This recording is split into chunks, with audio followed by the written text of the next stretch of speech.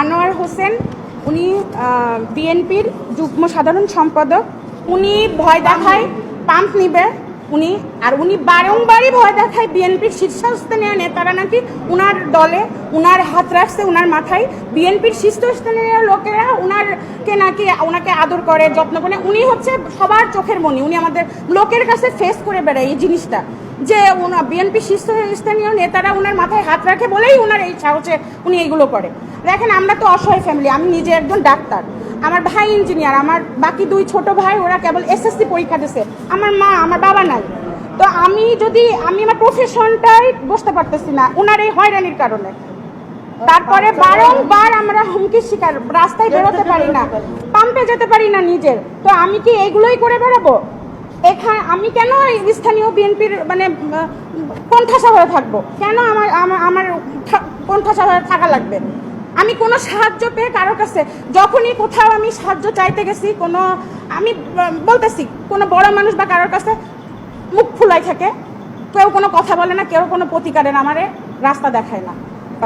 গত 19 তারিখে ভোর রাতে আমাদের petrol pump Kibria filling station, ওখানে উনি 12-13 জন লোক নিয়ে যে আমার পেট্রোল পাম্পে আমার ম্যানেজার এবং কর্মচারীদের পরে হামলা করে চাইনিজ কুড়ুল গলায় ধরে আমার ম্যানেজারকে বিভিন্ন হুমকি ধামকি মেরে ফেলবে, এটা করবে বলে গলা ধাক্কা দিয়ে পাম্প থেকে বের করে দেয় এবং চাবি নিয়ে নেয় আমার ম্যানেজারদের কাছ থেকে।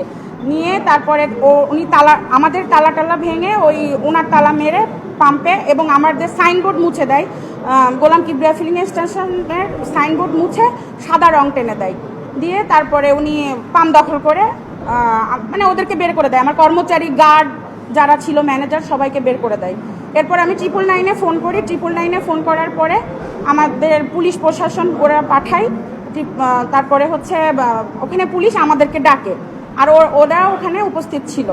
ডাকার পরে এবার তখন ফাঁড়িতে, মানে বাগাচারার যে ফাঁড়ি, ওখানে আমাকে নিয়ে যায়, আমাদেরকে এবং ওনাদেরকেও ডাকে যে আপনাদের কি কি ডকুমেন্টস আছে দেখান। তো উনি তো কোনো ডকুমেন্টস দেখাতে পারিনি, একটা ভুয়া দলিল উনি দেখায় যেটার কোনো ভিত্তিই নেই।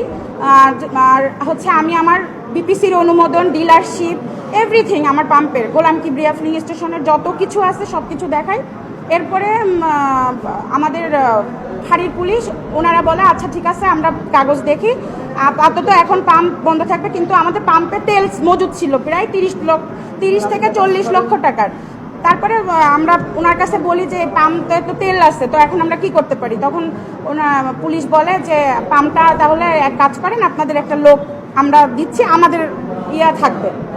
তারপর যখন আমরা বাসায় আসতে যাব, তখন ওরা আমাদেরকে ফাঁড়ির গেটের সামনে 100 জন নিয়ে আমার মা এবং আমাকে অকথ্য ভাষায় গালিগালাজ এবং আমাকে মারবে বলে রেডি ছিল 100 জন। মানে বেরই হতে পারি না গাড়িতে নিয়ে। তারপরে ওরা আমরা পুলিশ জানে, ওসি সাহেব জানলো, মানে আমি বিভিন্ন মানুষের কাছে হেল্প চাচ্ছি আর কি, যে আমি পুলিশ। তখন ওই বাগাচারা পুলিশই আমাদেরকে সাহায্য করে আমার বাড়ি পর্যন্ত ওনারা দিয়ে গেছে সেফলি।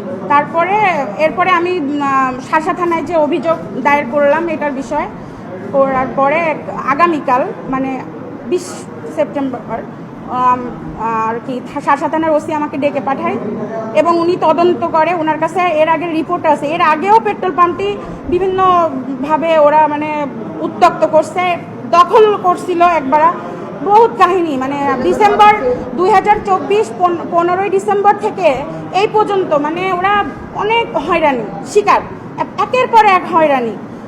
তো তারপরে যখন ওসি সাহেব যখন এইগুলো ডিটেলস দেখলো, পেপারস বা আমাদের কেস চলতেছে বা আমাদের কাগজপত্র, বিপিসির অনুমোদন, পেট্রোল পাম্প, এগুলো সব দেখলো, তখন ওসি সাহেব চাবিটা আমাদের কাছে হস্তান্তর করার সিদ্ধান্ত নেয়।